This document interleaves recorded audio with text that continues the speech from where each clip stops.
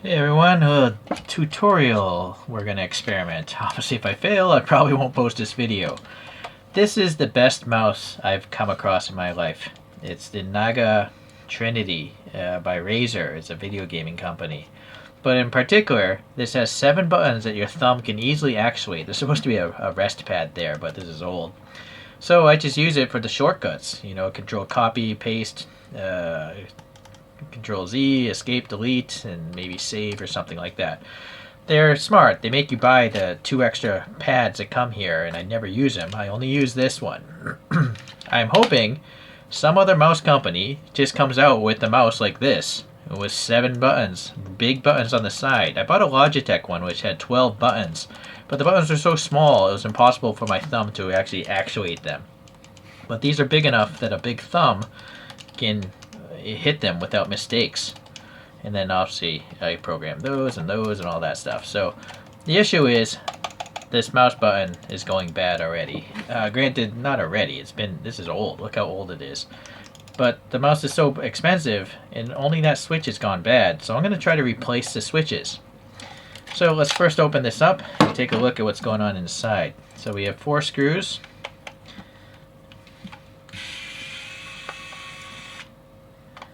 4 plastic screws.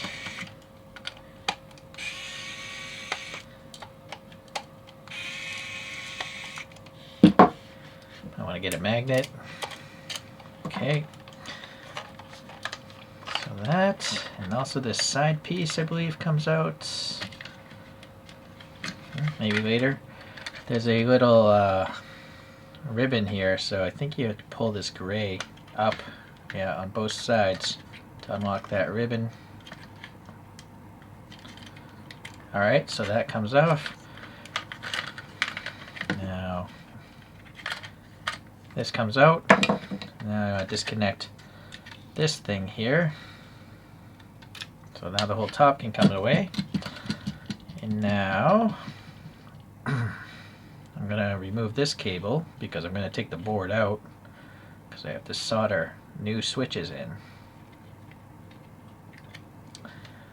Alright, so I see 1, 2, 3, 4 screws, and so you got to get this jog wheel out of here. This is a taller tab in the front, so I'm going to flex this, and there the jog wheels out so you can get access to these screw heads a little bit better.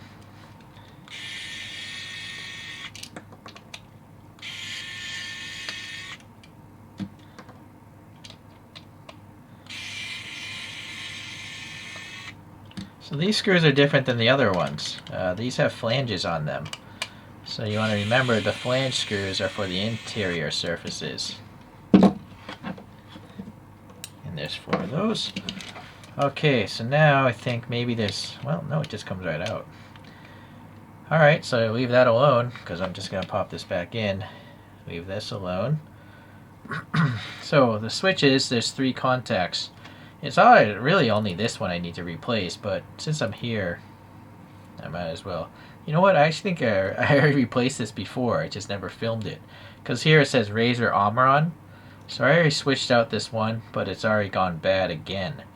So 50 million contacts is this one. Same with the original one, 50 million. If you're a careful observer, you might notice this isn't the one I just took apart. It turns out I have a second one that's broken, so I'm going to fix this one first. I'm just going to swap out this one switch though. Alright, so I basically have to heat up these contacts, and here I have a soldering wick.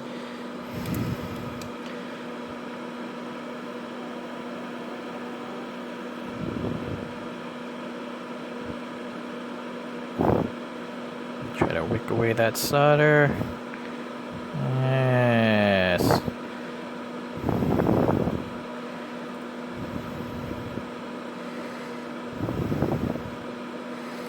Not doing a good job.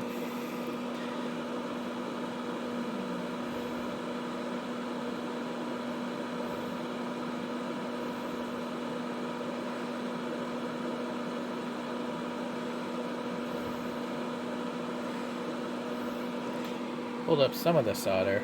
Maybe I gotta cut out a new piece. I find that the soldering wick just doesn't work well, so what I'm going to do is just heat these pins up and try to pull the thing out with force. I felt a little movement there.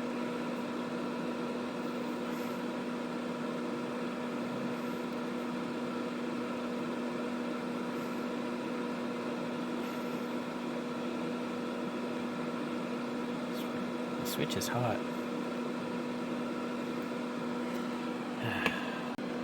So trying to pull it out, heat these all three up. They cool off, you know, before you can hit the next one. So I think it's just going to be easier if I destroy this and take each pin out individually. I mean, the switch doesn't work anyways. So let's just cut off this plastic bit here. Don't want to warp it too much. I'm going to cut away this plastic with these electronic nippers because trying to get each individual contact. But you gotta be careful, you don't want to flex it so much that you break the board. So I'm just gonna nip away at it a little bit at a time. Hopefully you can see.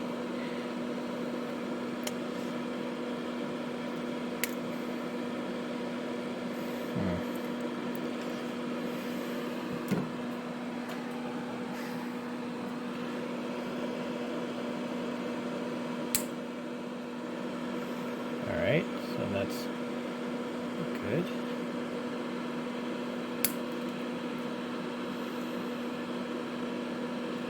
So I think this is actually, these two contacts are connected. Or actually, well, it's hard to say. I don't think it lines up with that middle pin on the other side of the board, so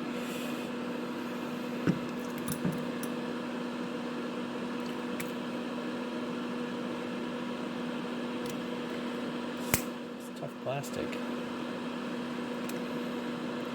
Okay, so yeah, it didn't actually line.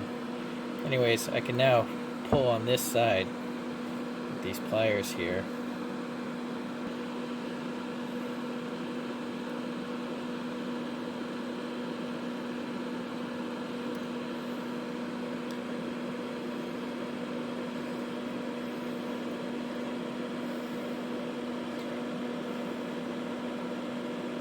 There. Alright, so got one pin out. Just gotta clip some more of this plastic away from this one.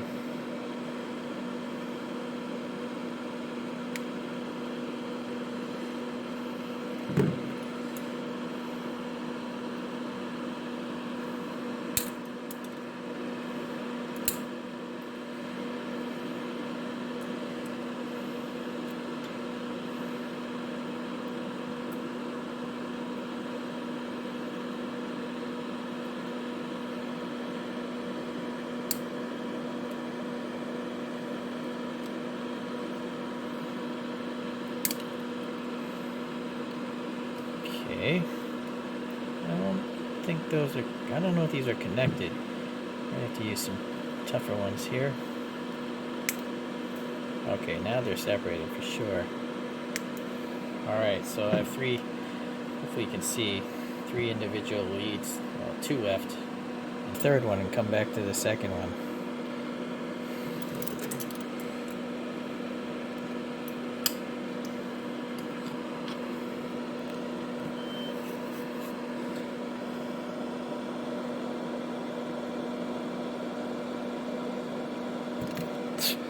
Yeah, I don't know.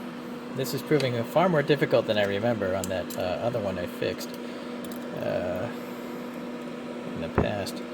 So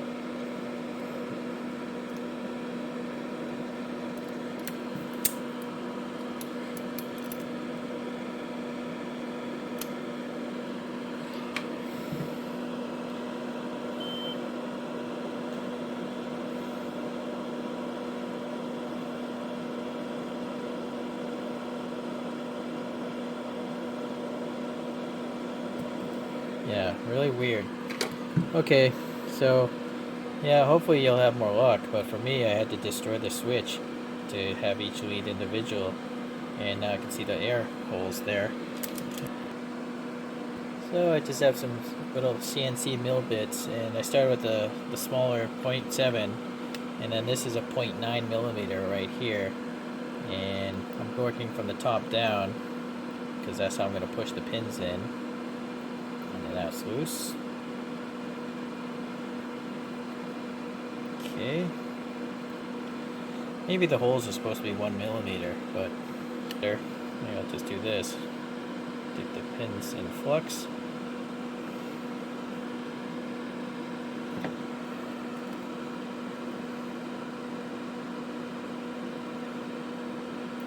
Make sure that's flush.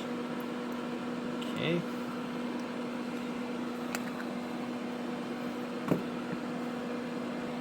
Okay, cleaned off my soldering tip. And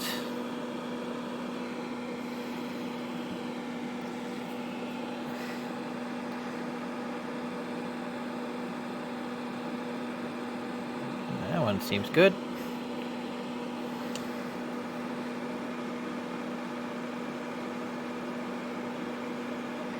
That's good. Alright, that's it. So the most painful part of that was getting the thing off. But putting it on, not so bad. Should really brush that stuff off. It's acidic. Alright, let's plug this thing in. Of course, it goes the other way all the time. And let's double click this video here. Where's my mouse cursor?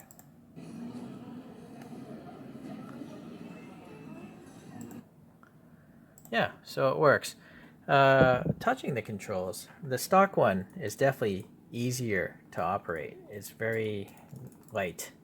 This is definitely a stronger spring or more difficult to engage, but it's really no big deal. I mean, it's a mouse button after all. So if this mouse button lasts 3 times longer than the other one, I'm okay with a slightly stronger spring or effort for me.